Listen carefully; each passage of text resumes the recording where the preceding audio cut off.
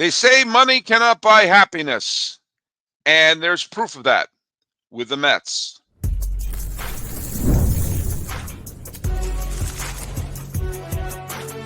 You are Locked On MLB Crossover, part of the Locked On Podcast Network.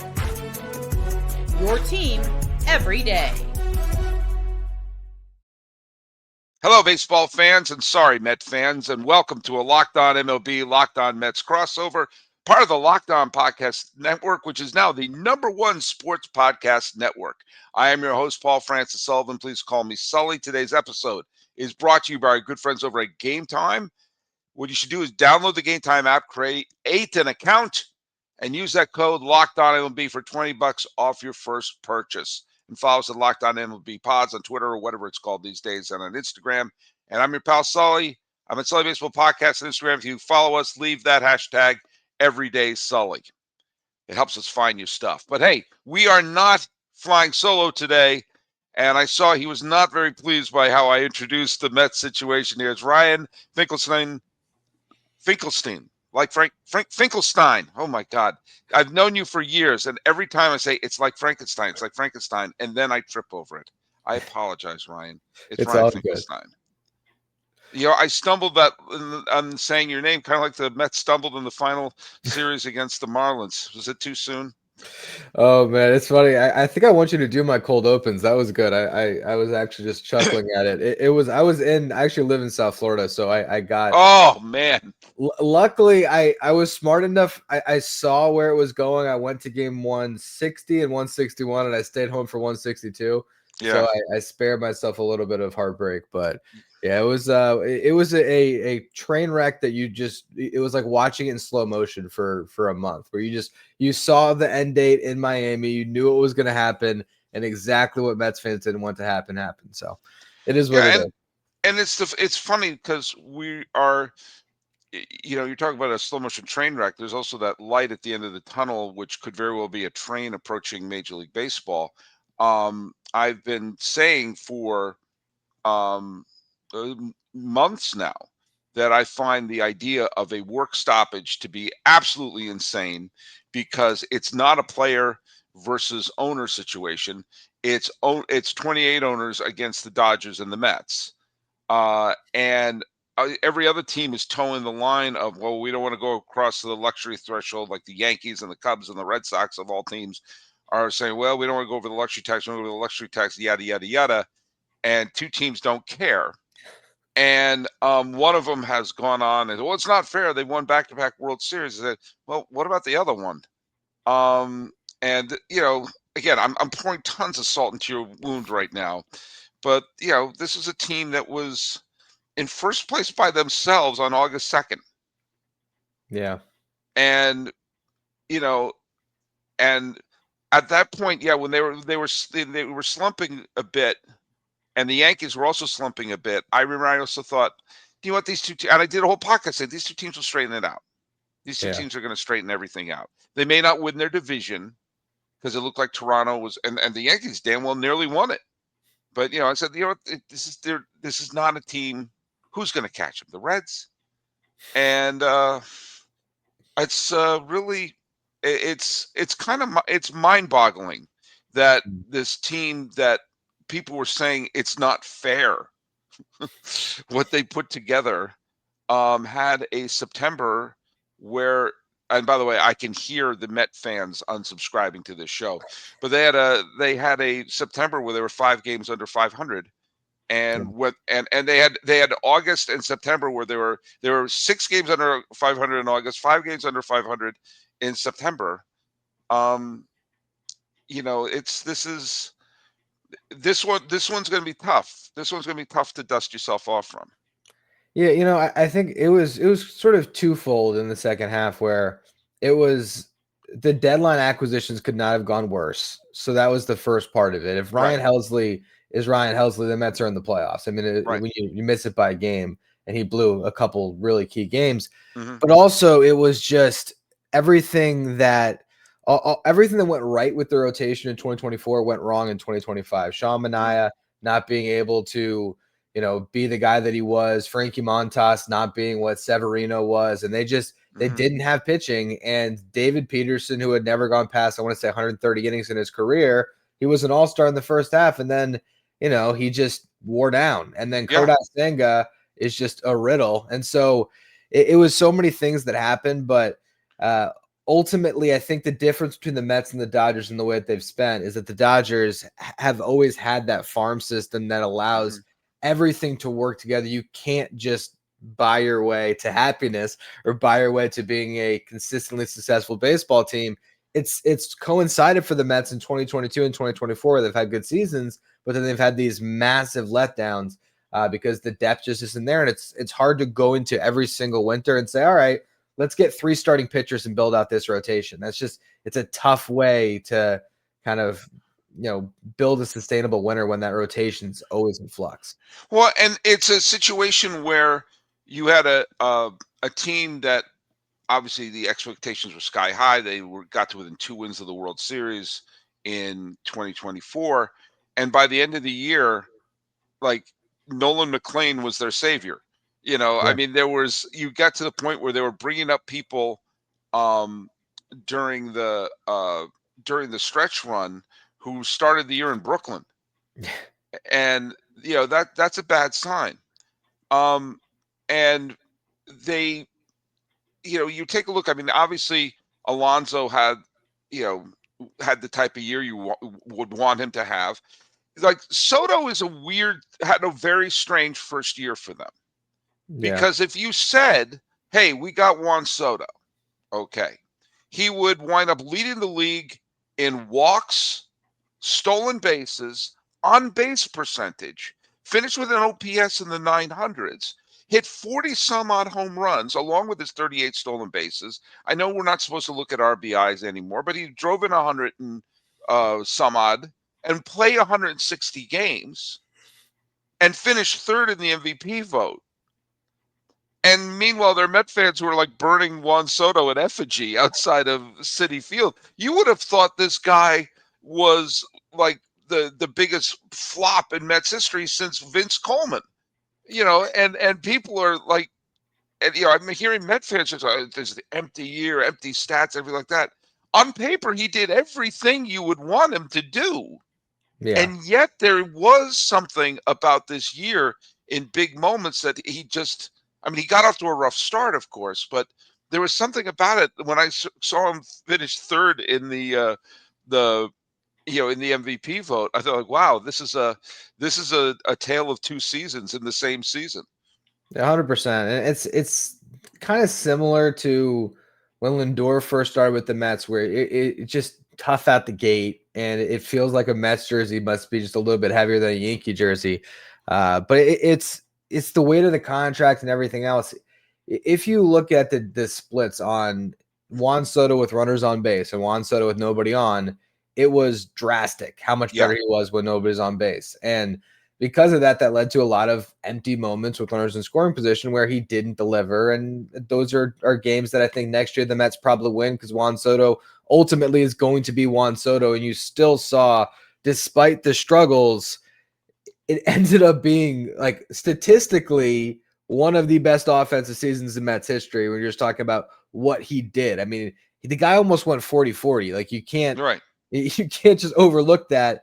And yet it still feels like there's a much better year, much better years potentially coming with Juan Soto in Mets jersey. And that's why Mets fans ultimately should still, you have to just shrug off that year and look forward and still realize that acquisition of Juan Soto, it was a 15-year acquisition and really is for this first 10 years. The Soto window is still wide open. And I think that's what fans should be falling back on. All right, before we go, and we're going to talk a little bit about what the Mets are doing, and I'm going to offer a ray of hope for a Mets shakeup and the results of that. But I am going to compare Juan Soto to Superman in one sense, not the comic book character, but the movie that came out last year, because there were the James Gunn film that I thought was okay. I didn't think it was great. I didn't think it was terrible. I thought it was like a crouton. I had it. It did its job, and I forgot I saw it minutes after I walked out of the theater. I'm kind of done with superhero movies. But there were a lot of people saying that it was a disappointment and a borderline flop at the theater. and yet it made $600 million worldwide, including $300 million here in America.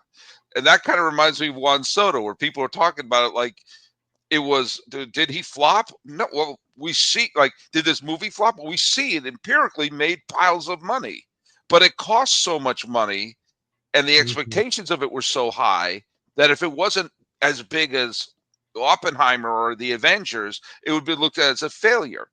In comes Juan Soto, leads the league in some major categories, almost goes 40-40, and people are talking about as if he's a flop. And he's a punk rocker. Yes, I am. We come back, we're going to talk a little bit about what the Mets are doing, and I don't understand all of it. Hey, let's talk about our friends over from Game Time. Yeah, that's the right one I'm supposed to be reading. The World Cup is coming back to North America for the first time since 1994. Not a good year for baseball. And with 48 teams for the first time ever, it's going to be massive.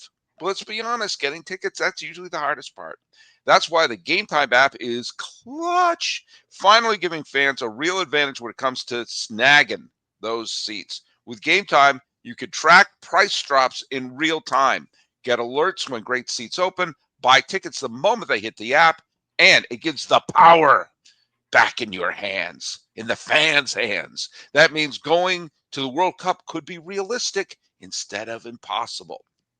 You pull up the app, and the layout makes it so simple to scroll through all the matchups, compare seat views. You pick a game, tap a section, and have your tickets loaded within minutes. No confusion. No hunting for fine print.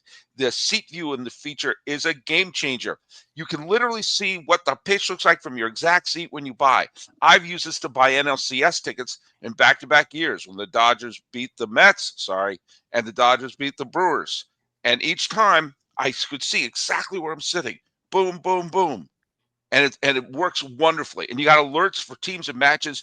It makes it easy to grab tickets the moment they drop instead of missing out. So Ryan and everyone else, let me tell you something. Take the guesswork out of buying World Cup tickets.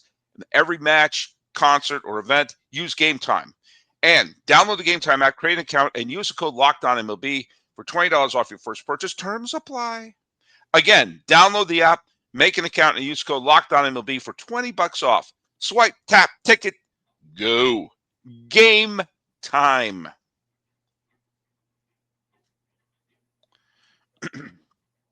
Hey, thanks so much for making Locked On MLB or Locked On Mets, whichever one your first listen. For your second listen, may I recommend either Locked On Mets if I'm your first listen, or my show in case Ryan's your first listen. And thanks for making us, what are we, Ryan? Your team every day. And we're the #1 sports podcasting network. Come on. Keep up with the copy. Speaking of keeping up with the copy, let's go over the trivia question. We did a Houston Astro themed show the other day, and I said, I asked the question, where's the trivia question? Here it is. What reliever threw the clinching pitch for the first postseason series the Astros ever won in their history, and later the first pennant they ever won in their history? Who was the pitcher who was on the mound for the first ever postseason series win and later their first pennant? And I had Jackson Van Hooser said Brad Lidge. Well, Albert Pujols made sure that wasn't the case. He was on the verge of doing that, but whoops. And then Gavin D. Luhash 2994 without cheating. See what I did there? I'll guess Ken Giles. Ken Giles did clinch out one, but it wasn't the first one they ever clinched. GRT Hughes, who's an everyday Sully, got it right. It was Dan Wheeler. Dan Wheeler clinched the 2004 Division Series for the Astros against Atlanta. And then when they finally clinched their first ever pennant, he was the pitcher on the mound against the St. Louis Cardinals in 2005. So all the great pitchers in Astros history, from J.R. Richard to Joaquin Andujar, Joe Niekro, Nolan Ryan, Mike Scott, Mike Hampton. So many great pitchers have come through, the likes of, Randy Johnson was there for about an hour and a half. But it was Dan Wheeler was the first person that ever, the Astros never clinched a playoff series until 2004. Well, the Mets made sure they didn't clinch a postseason series in 1986. See, I'm bringing it back. in one of the really great postseason series of all time, which was the '86. But the first two postseason series the Astros ever played in were two of the greatest postseason series ever. I would argue the 1990 NLCS was the greatest postseason history series ever played in baseball history. That if you go back, if you want to watch the classical games, pull up the 1980 NLCS. The last four games were thrillers, and there were moments where either team could have won the pennant, and it was unbelievable, that series. But let's bring it a little closer to home. So the Mets have had an offseason that's kind of weird. They traded longtime Met and fan favorite Brandon Nimmo, who I think played in the '86 NLCS. I may have to look that up, but he certainly was there. He's been there for a long time, Nimmo. And they flipped him for Marcus Semien. And then they took one look at Devin Williams, who absolutely bombed with the New York Yankees. He pitched better towards the end of the year, but he still had an ERA nearing 5 as a closer. And the Mets said, chef's kiss, give him 3 years because he clearly loves New York. What are they doing? Well, so a couple of things. I guess the Devin Williams one's pretty simple for me to understand. Ultimately, this guy has been a top 5 reliever in baseball for a long time. The stuff is still good. He came on strong. And I mentioned this on my show. Like, Edwin Diaz was awful in his first year with the Mets. So there was that adjustment to New York. I don't think that it's crazy to think that Devin Williams is going to be the guy that he was. And compared to the guy that is on the market, and Edwin Diaz, you're saving a good amount of money if ultimately Diaz goes elsewhere. You can build around Devin Williams as your closer. To me, it basically, that move was pretty simple because they're gaining leverage back in the Edwin Diaz negotiations, knowing that they can walk away and not be completely in shambles because they have a guy in Devin Williams that they can now pivot around. But the ideal outcome is still, I think, pairing Diaz with Devin Williams and hoping that that's going to help fix your bullpen. The Nimmo one is interesting because obviously it's the guy that had been with the franchise the longest.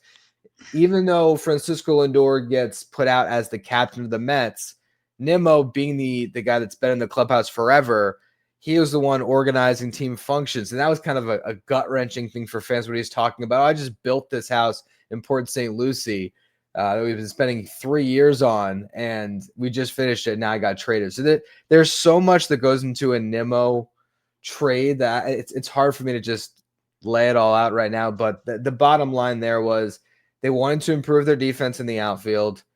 You can't move Juan Soto out of the outfield. So Nimmo is the casualty. And then the other part of it was you free yourself up with a lot of top prospects coming, and you get a contract that was on your books for 5 years that David Stearns probably never would have handed out, and you get that off your book. So there's a lot that goes with it, but that's I think what the Mets were trying to do there is just move into a different direction. Yeah, I mean, I understood, Nimmo's been there since 2016, and he's been a fine player, obviously, and he's had some wonderful, great highlights with the Mets over the years, obviously.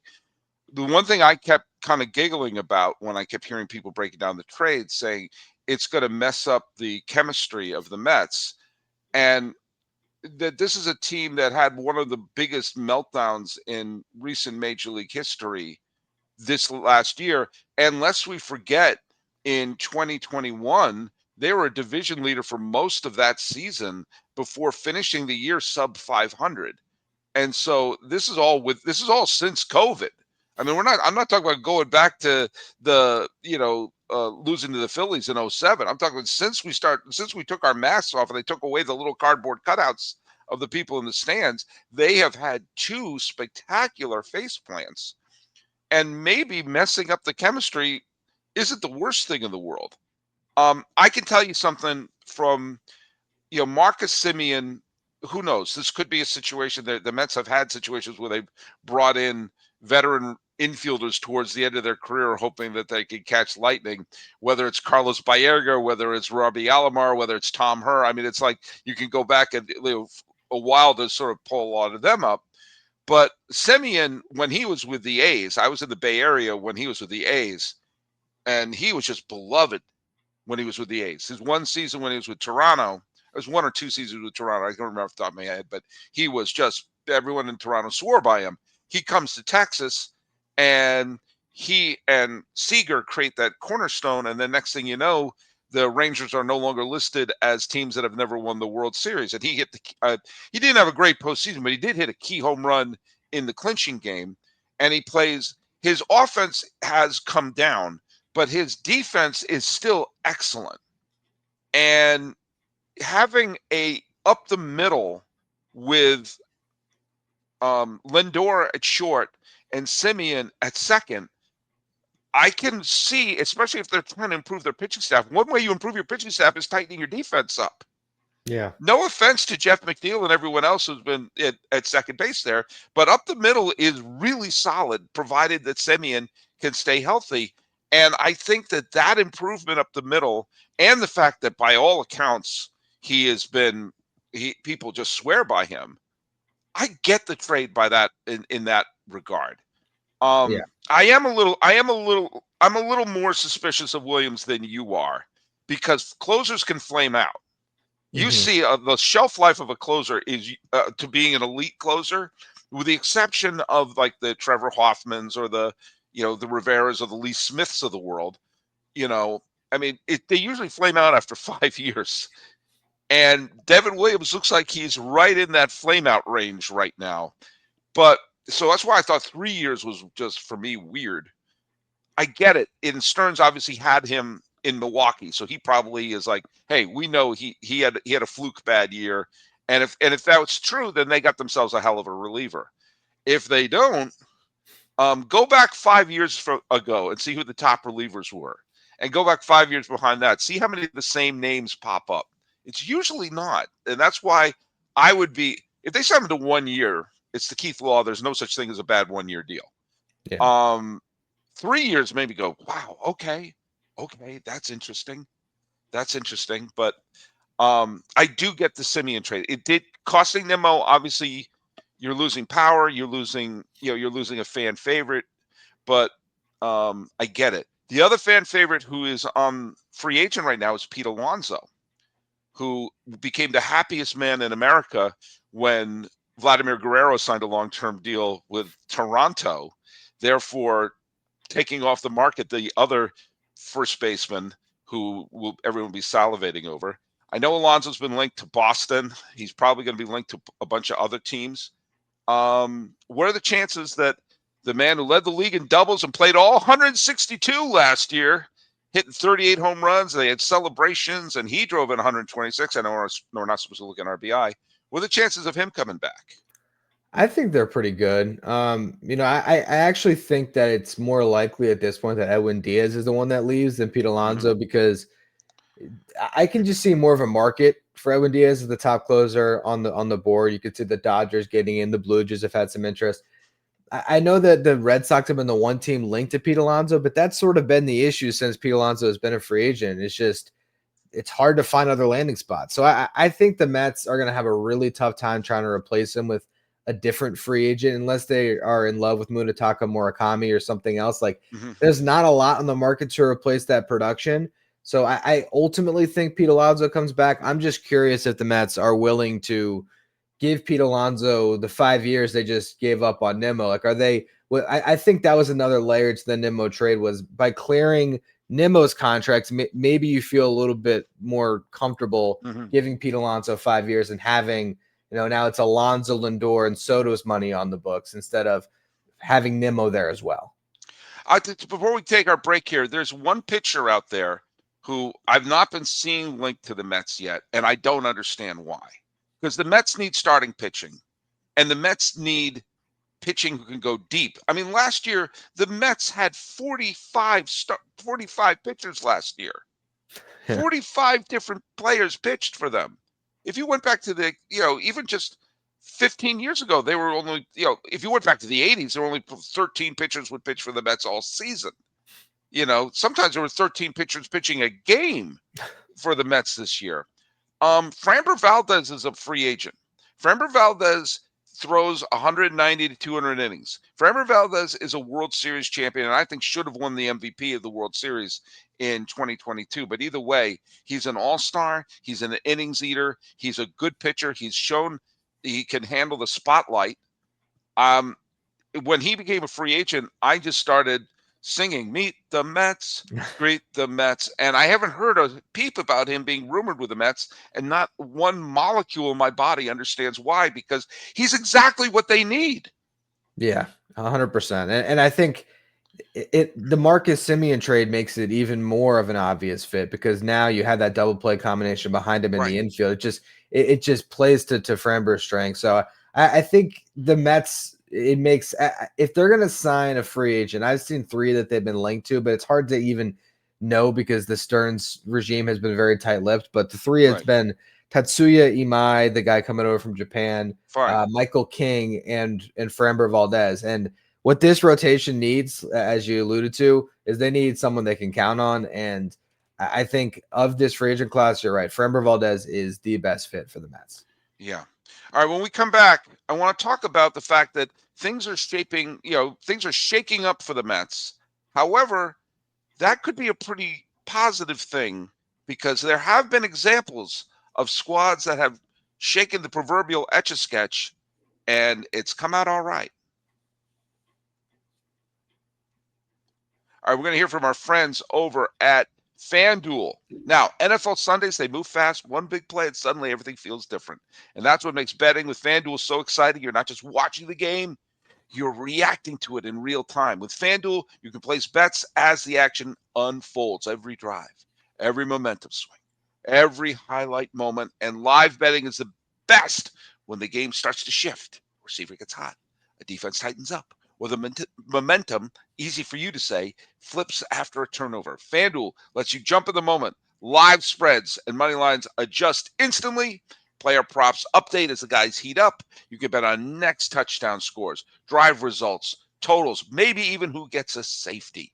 And it keeps you locked into every snap, every drive, and every possibility. So if you want to be right in the middle of the action this season and you do not qualify to play in the NFL, visit fanduel.com and place your bets live. Put those live bets in all season in FanDuel. You know what? The game moves fast, and so can you.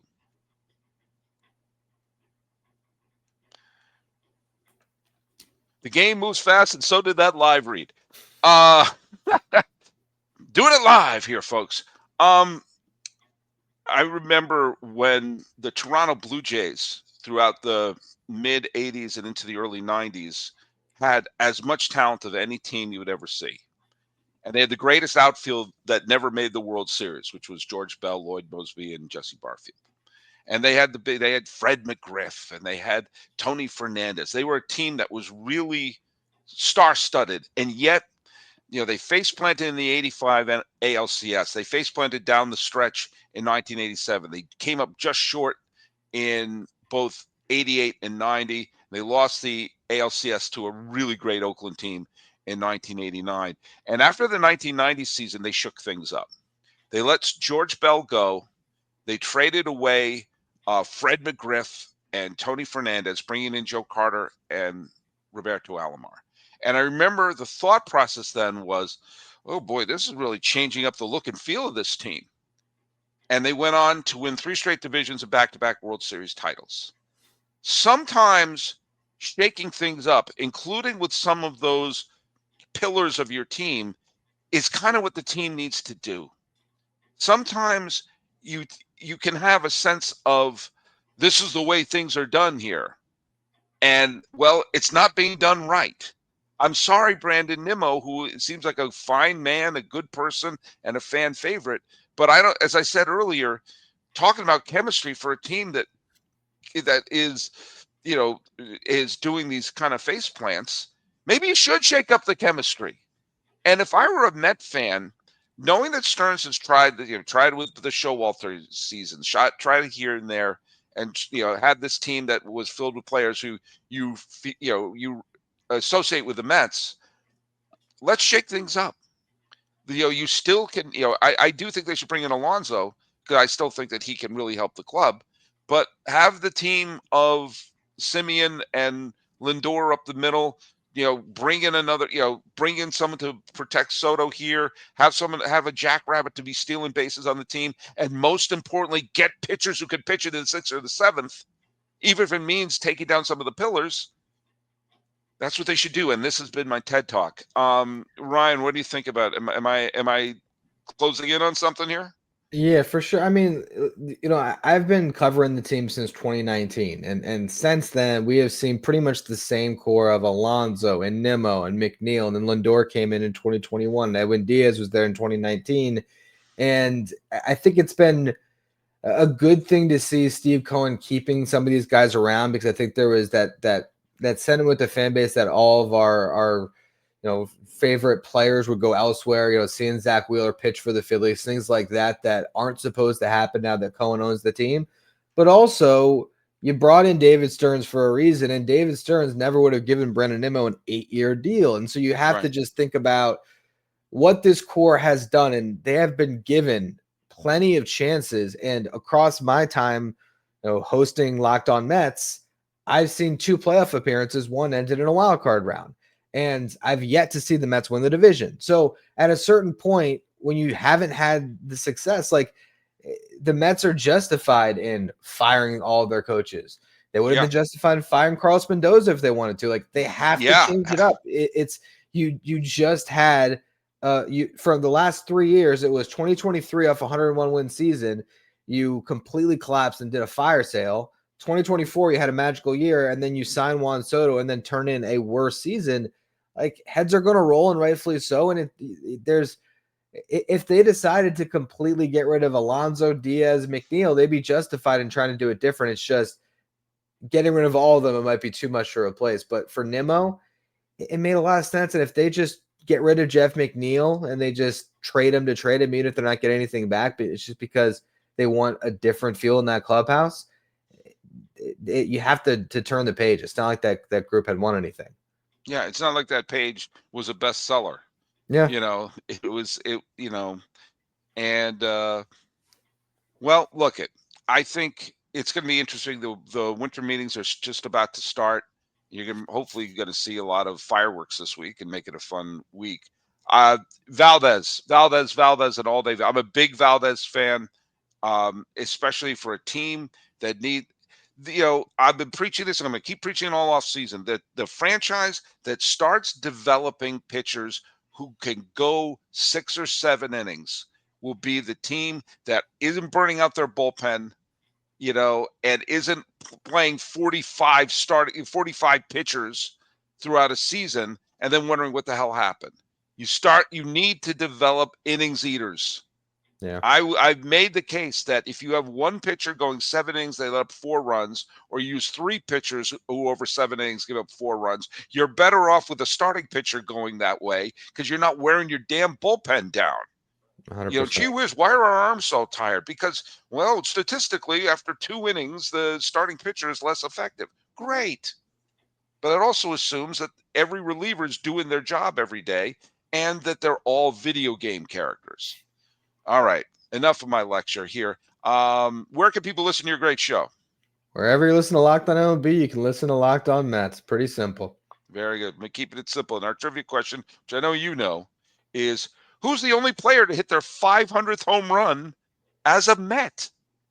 The Mets do not have a history of a lot of great big home run hitters. Granted, they of course had Piazza, but he hit a big chunk of his homers with Los Angeles as well.